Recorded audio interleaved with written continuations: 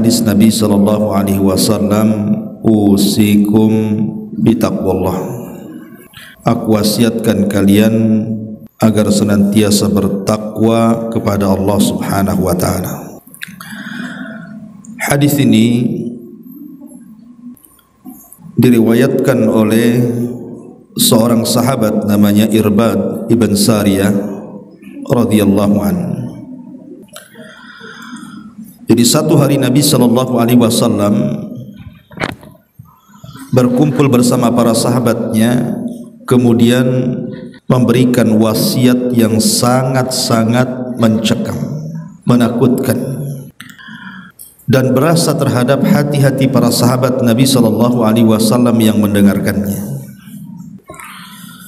Sehingga wasiat ini membuat para sahabat Nabi sallallahu alaihi wasallam bergetar hati-hati mereka dan berlinang air-air mata mereka. Kata Irbad bin Sariyah radhiyallahu an, wa'adhana Rasulullah sallallahu alaihi wasallam mau'idatan. Nabi sallallahu alaihi wasallam satu hari memberikan wejangan kepada kami dengan sebuah nasihat. Ka'annahu mau'idatum waddi'in, seolah-olah itulah nasihat terakhir Rasul untuk para sahabat.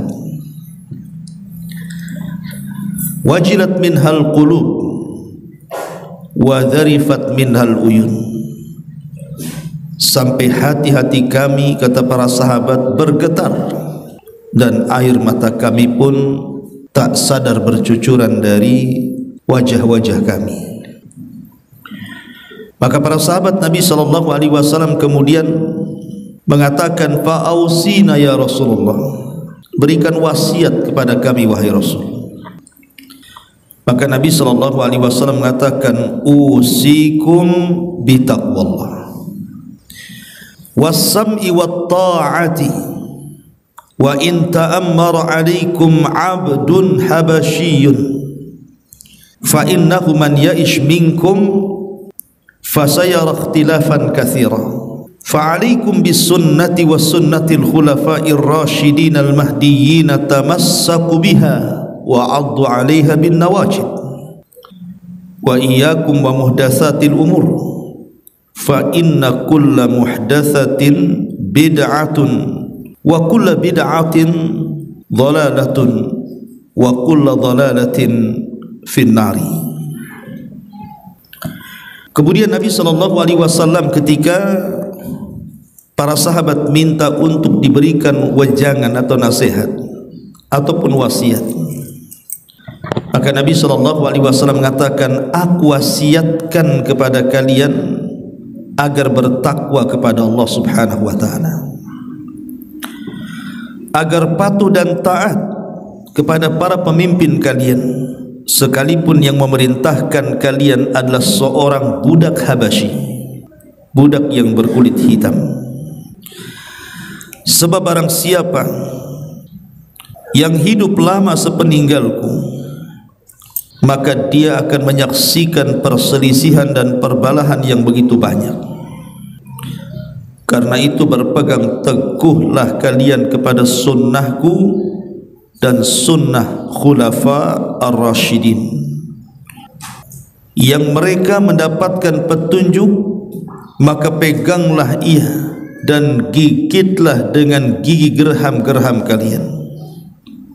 Tapi hati-hatilah kalian terhadap setiap perkara yang diada-adakan, karena semua perkara yang diada-adakan adalah bid'ah, sedang setiap bid'ah adalah sesat, dan setiap yang sesat tempatnya adalah neraka.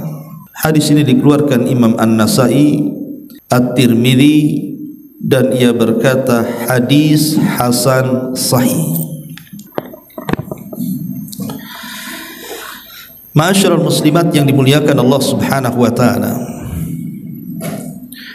hadis ini hadis yang sangat agung sekali. Hadis yang mengajarkan kepada kita tentang manhaj beragama, bagaimana cara berfikir dan pola fikir kita ketika memahami sebuah agama. Nabi SAW adalah manusia yang Allah anugerahkan kepadanya jawami'ul kalim. Kalau bicara itu ngomongnya singkat tapi syarat dengan makna yang luar biasa. Makanya disebutkan bahwa wasiat ini adalah wasiat yang sangat-sangat menggetarkan hati para sahabat walaupun singkat. Itulah kelebihan Nabi SAW, kalau ngomong itu tidak panjang-panjang, tetapi sekali bicara sangat tajam isinya, sehingga menembus lubuk hati para sahabat yang paling dalam, sehingga hati mereka bergetar dan air mata mereka berlinang. Dalam hadis ini Nabi SAW menyebutkan 4 perkara. Pertama, Nabi SAW bicara soal takwa.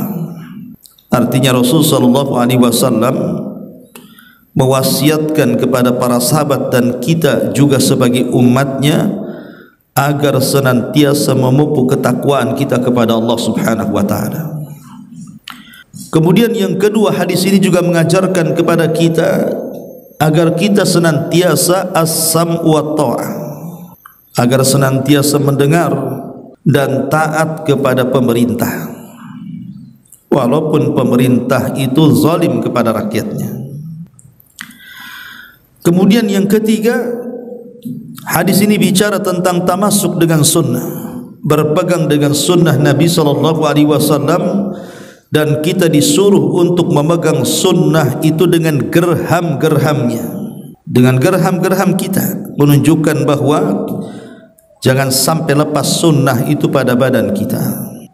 Dan yang terakhir, hadis ini bicara soal bahaya perkara yang diada-adakan dalam agama atau disebut dengan bid'ah. Inilah khulasah ataupun ringkasan dari hadis Irbad ibn Sariyah radhiyallahu an, bicara soal takwa, bicara soal ketaatan kepada pemerintah, bicara soal tamasuk berpegang dengan sunnah, dan bicara tentang bahaya sebuah perkara yang diada-adakan dalam agama. Ma'asyiral muslimat yang dimuliakan Allah Subhanahu wa taala, baik kita rinci satu persatu.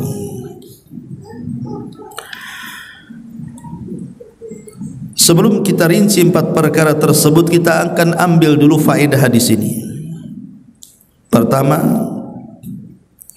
hadis ini menceritakan tentang al-wa'du wan nushu wal irsyadu min hajur rusuli wat tariqud du'ai wat tariqud du'ati, bahwa memberikan wejangan, memberikan nasihat, memberikan arahan itu adalah manhajnya para rasul, dan itu adalah jalannya para duat. Kemudian yang kedua, hirsun Nabi SAW ala mau'idati ashabi, semangatnya Rasul untuk terus memberikan nasihat kepada para sahabat dan kepada umatnya.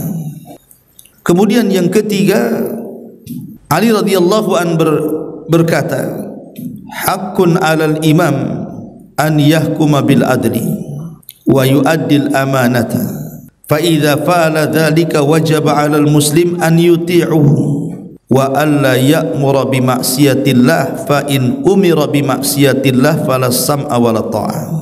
Yang ketiga, bahwa Ali radhiyallahu anhu mengatakan hak seorang pemimpin untuk menegakkan keadilan dan membawa amanah. Jikalau para pemimpin itu sudah melakukan keadilan dan amanah, maka wajib kita sebagai rakyat kaum muslimin untuk mentaatinya. Kecuali kalau seandainya pemimpin kita memerintahkan kepada kemaksiatan. Kalau memerintahkan kepada kemaksiatan, maka tidak ada mendengar dan tidak ada taat. Artinya ketaatan itu pada hal yang baik.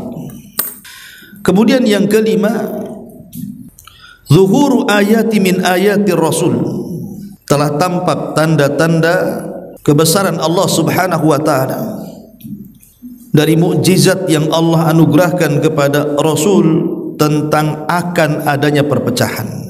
Man ya'ish minkum ba'di fasayara ikhtilafan katsira. Orang yang hidup sepeninggalku, kata Rasul, maka dia akan melihat perpecahan yang banyak, dan sekarang sudah terjadi.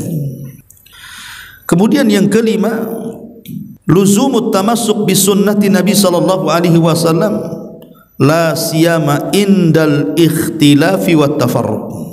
Wajib kita berpegang dengan sunnah Nabi sallallahu alaihi wasallam, terutama ketika terjadi perbalahan, perpecahan di antara umat ini.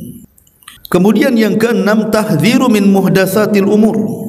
Peringatan keras dari perkara-perkara baru dalam agama, karena ini bisa membahayakan dalam agama kita. Abdullah bin Mas'ud radhiyallahu anhu mengatakan, ittabi'u wa la tabtadi'u faqad kufitum. Ikut saja sunnah, jangan buat-buat, itu sudah cukup bagi kalian. Inilah 6 perkara faedah dari hadis ini. Kembali kepada awal. Tadi saya katakan di awal bahwa hadis ini memiliki 4 faedah yang sangat besar sekali. Pertama, ketakwaan. Yang kedua, ketaatan kepada pemerintah. Yang ketiga, tamasuk dengan sunnah. Dan yang terakhir, bahaya bid'ah. Baik, kita bahas satu-satu. Pertama, wasiat takwa. Ma'asyiral muslimat yang dimuliakan Allah subhanahu wa ta'ala, apa itu takwa?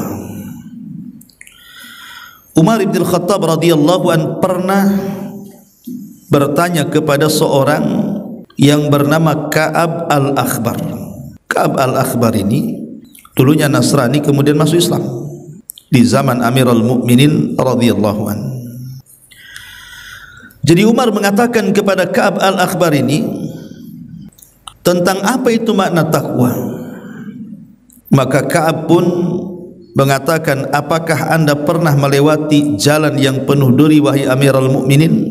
Maka Umar mengatakan, tentu. Kata Ka'ab, apa yang anda lakukan? Kata Umar, aku berhati-hati dan berusaha kuat agar tak kena duri. Maka Ka'ab mengatakan, itulah makna daripada takwa. Ma'asyiral muslimat yang dimuliakan Allah subhanahu wa ta'ala, makanya ada seorang penyair mengatakan, khallidz dzunuba saghiraha wa kabiraha fahuwa tuqa wasnaka mashin fawqa ardi sawki yahdhar ma yara la tahkiranna saghiratan innal jibala minal hasa. Hindarilah segala dosa, apakah itu kecil ataupun besar, itulah takwa. Bertindaklah bagaikan seseorang yang melewati padang berduri, dia akan berhati-hati kepada segala yang ia lihat. Sungguh jangan menganggap remeh sebuah dosa kecil, karena sesungguhnya gunung itu tersusun dari kerikil-kerikil. Jadi makna takwa itu adalah kehati-hatian agar kita jangan sampai melakukan perbuatan dosa, baik dosa yang dorongannya dari syahwat ataupun syubhat, baik dosa itu dari dosa-dosa kecil ataupun dosa besar, baik dosa itu adalah sebuah syubhat ataukah yang memang jelas-jelas diharamkan Allah subhanahu wa ta'ala. Maka siapa yang meninggalkan perkara itu, itulah takwa. Ma'asyiral muslimat yang dimuliakan Allah subhanahu wa ta'ala, Ali radhiyallahu an, beliau ketika memaknai makna takwa, apa kata Ali?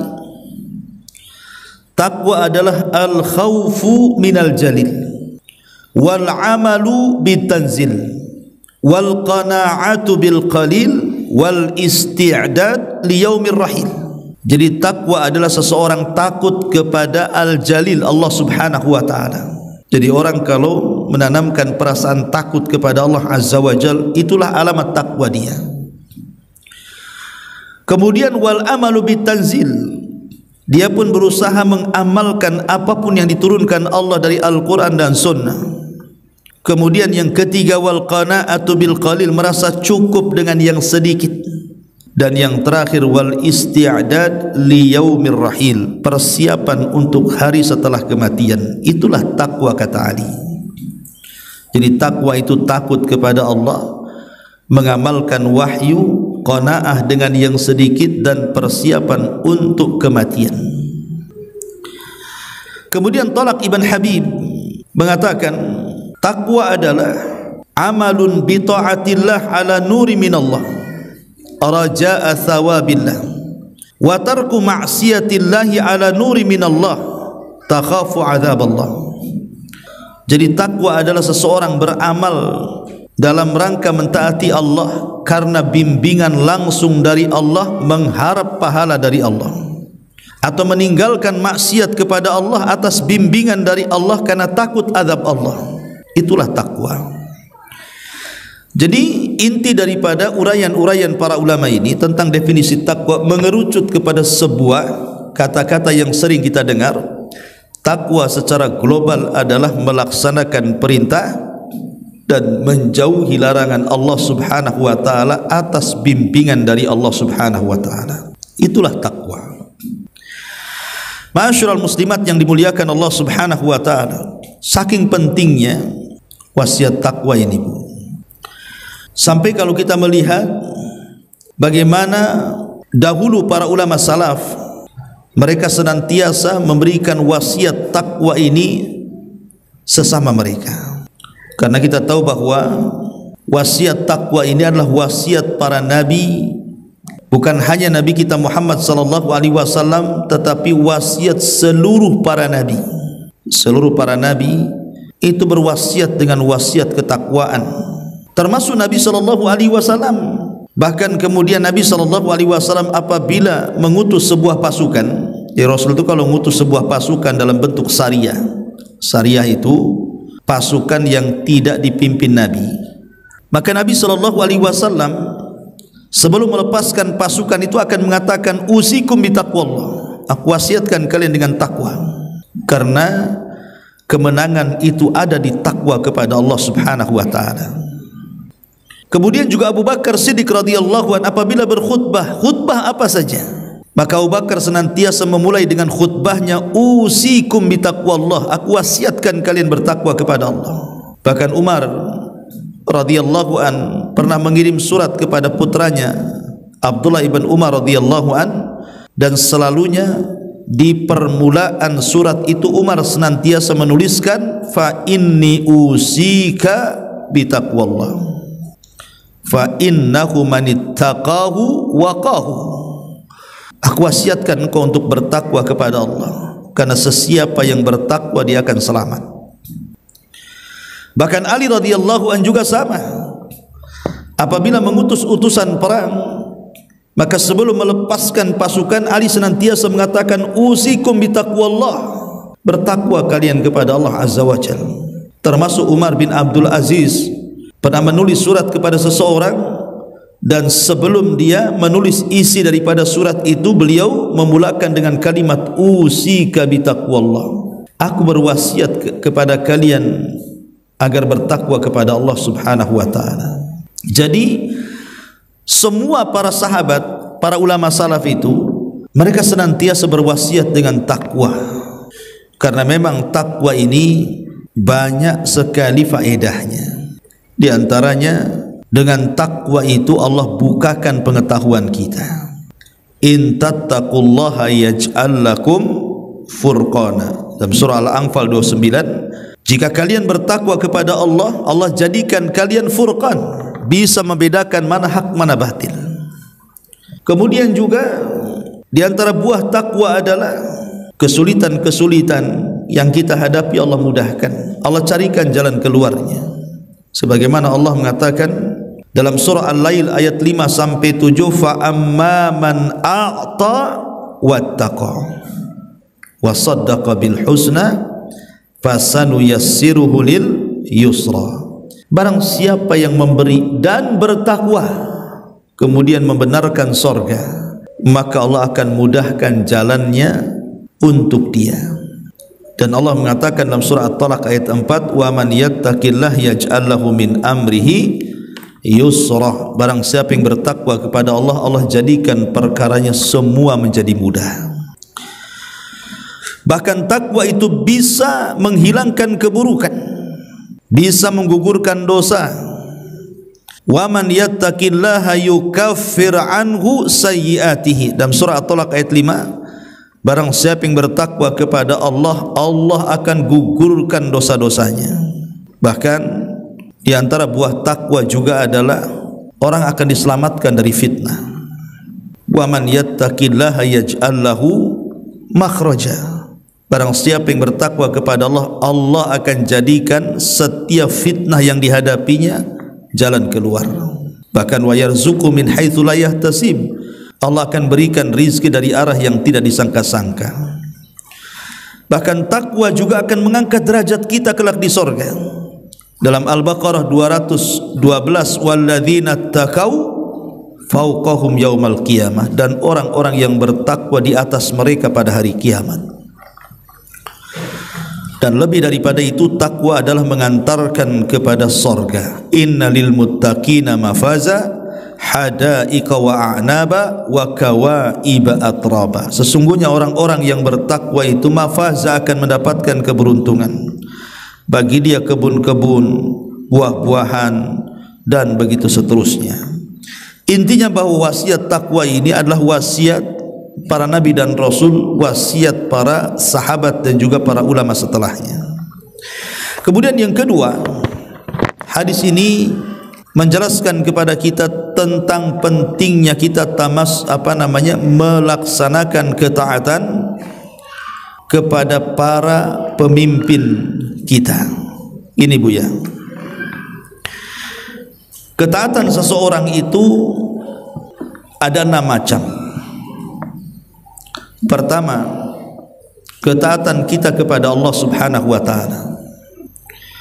Yang kedua, ketaatan kita kepada Rasul. Yang ketiga, ketaatan kita kepada para pemimpin kaum muslimin. Yang keempat, ketaatan kita kepada orang tua kita. Kemudian yang kelima, ketaatan kita kepada pasangan kita, ibu taat dengan suami. Dan yang terakhir, ketaatan seorang budak kepada tuannya. Itulah macam-macam ketaatan Bu ya. Pertama, taat kepada Allah, dan ini yang diprioritaskan nomor 1. Kemudian setelah taat kepada Allah Subhanahu wa taala, berurut ke nomor 2, taat kepada Rasul. Kemudian setelah taat kepada Rasul, turun ke nomor 3, taat kepada pemimpin. Kemudian setelah taat kepada pemimpin, turun ke yang nomor 4, taat kepada orang tua. Kemudian setelah itu taat kepada pasangan, seorang istri kepada suami, dan yang terakhir seorang budak kepada tuannya. Itulah macam-macam dari ketaatan.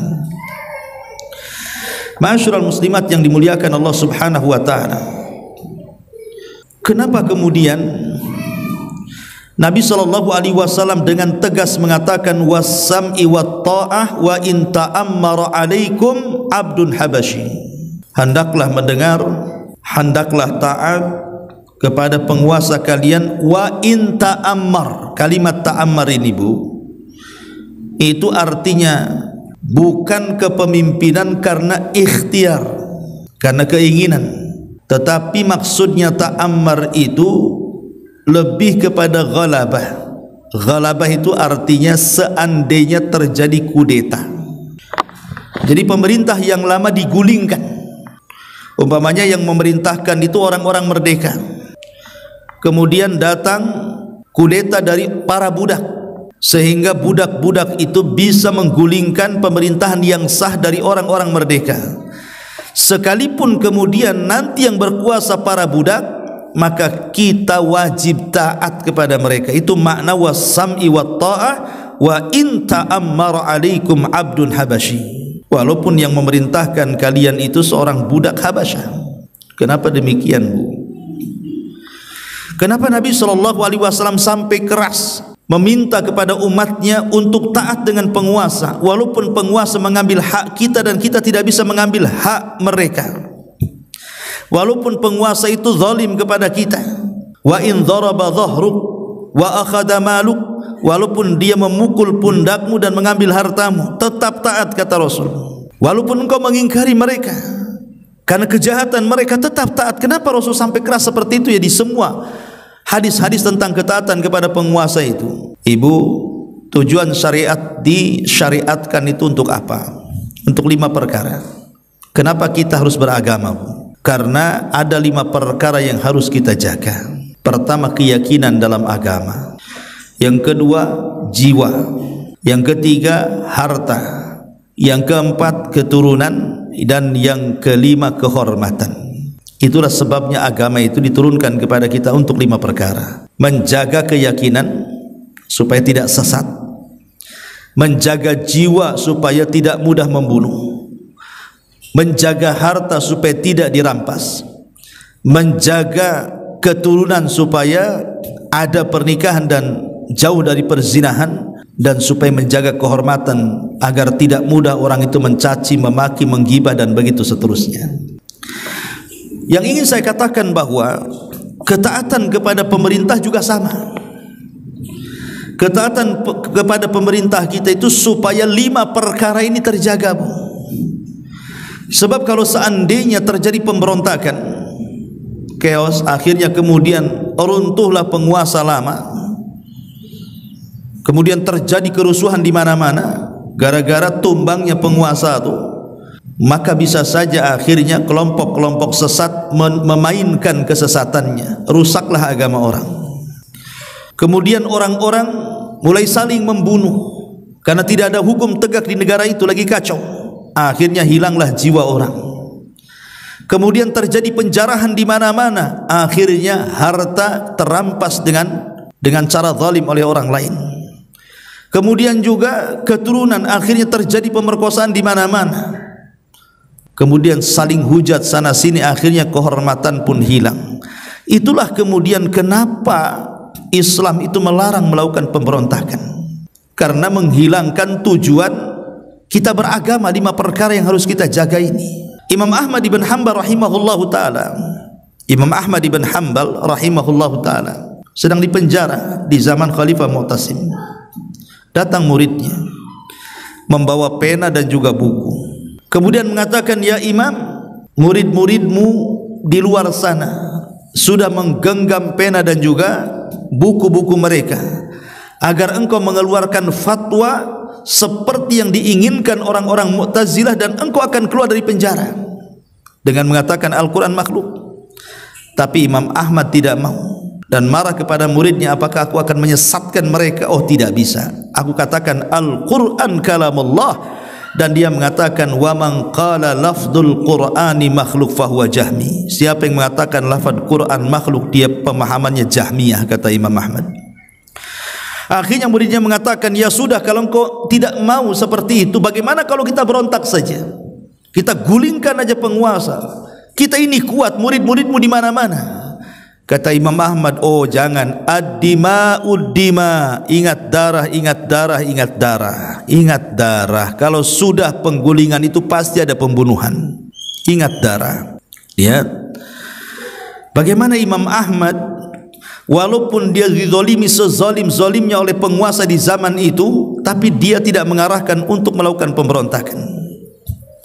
Karena pemberontakan itu bukan akhlak ahli sunnah wal jamaah. Pemberontakan itu akhlaknya orang-orang khawarij, kilabu ahli nar, khawarij. Makanya di sini Nabi SAW mengatakan, as-sam'u wa ta'ah wa in ta'ammara alaikum abdun habashi. Persis seperti firman Allah surah An-Nisa ayat 59, ya ayyuhalladzina amanu atiullaha wa atiur rasul wa ulil amri minkum. Hai orang-orang yang beriman, taatilah Allah, taatilah Rasul dan ulil amri di antara kalian. Nabi SAW bersabda, yakunu ba'di a'immatan la yahtaduna bihudaya wa la yastannuna bisunnati wa sayakumu fihim rijalun qulubuhum qulubus syayatin fi jusmanil insi.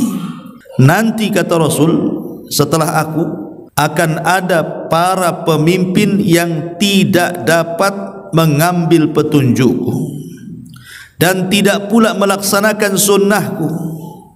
Nanti akan ada di tengah-tengah manusia orang-orang yang hati-hati mereka seperti setan namun jasadnya seperti manusia. Jadi nanti kata Rasul akan ada pemimpin yang seperti ini.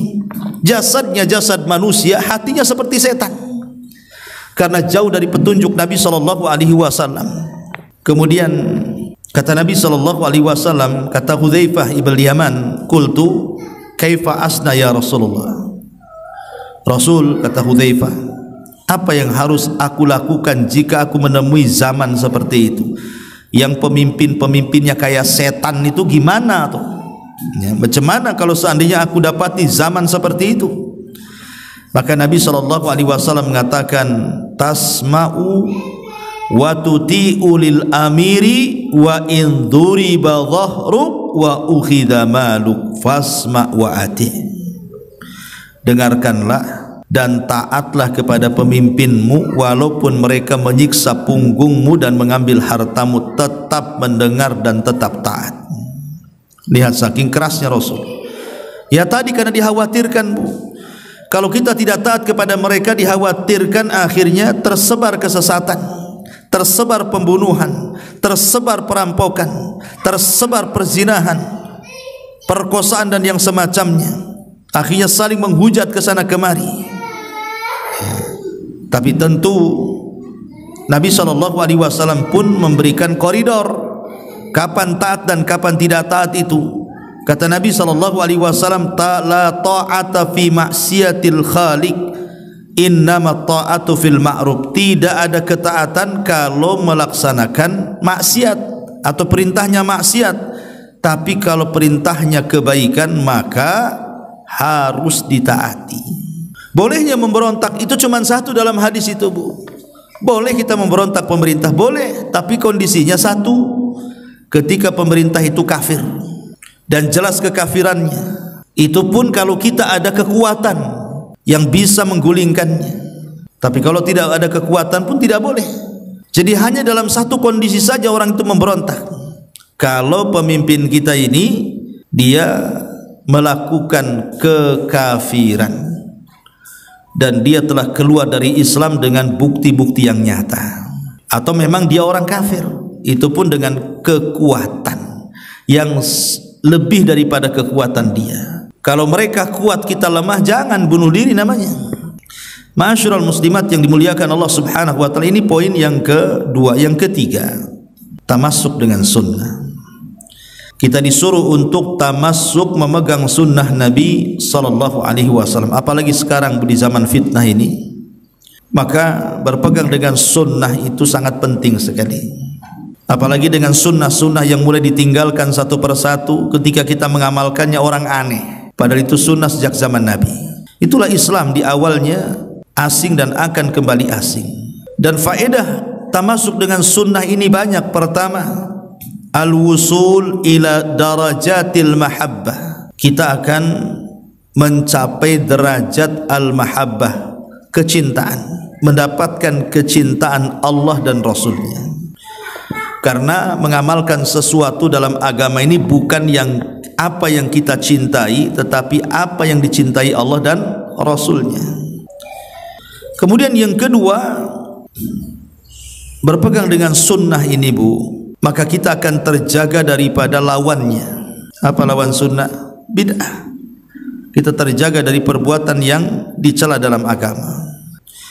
Kemudian yang ketiga, yang berpegang dengan sunnah ini akan mendapatkan pahala seperti pahala para sahabat Nabi SAW. Bukan hanya satu, bahkan 50 para sahabat yang mengamalkan dalam sunnah yang sama dengan yang kita amalkan. Nabi SAW mengatakan, inna mi waraikum ayyama sabrin. Ingat, di belakang kalian ada hari-hari kesabaran.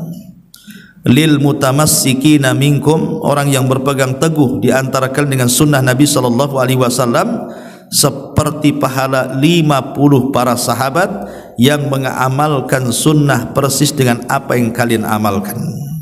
Dan ini sebuah kabar gembira dari Rasul. Karena bagaimanapun di akhir zaman memegang sunnah itu seperti memegang bara api. Kalau kita pegang makin panas, kalau kita lepas pula sunnah dari badan kita. Makanya perlu kesabaran.